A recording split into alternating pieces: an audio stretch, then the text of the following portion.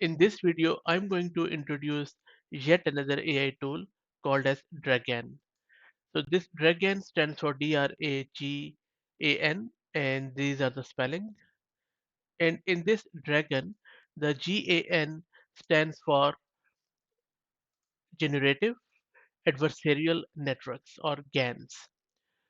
In most basic form or in simple words, a GAN takes random noise as its input and then generates or transforms this noise into something meaningful. Or in other words, what it does is it takes any random image, any pixels or anything, and then it generates a realistic image on the basis of it. So, for example, you provided some pixels or some other visual data, and it would generate a human-like image out of it, as you can see on your screen. And these are not real people. This, this model or this dragon has just generated it based on those pixels which you provided.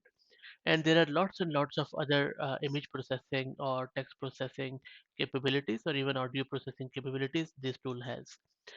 This was also used in some of the online tooling around there. Let me show you one more repository where what users can do is just drag any data points in an image to desired positions, thus providing precise control over the generation of realistic images.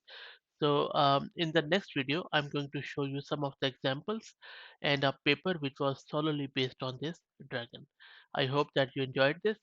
Let's wait for the next video where I'll be giving you some more examples of this dragon tool and what was built on top of it. Thank you.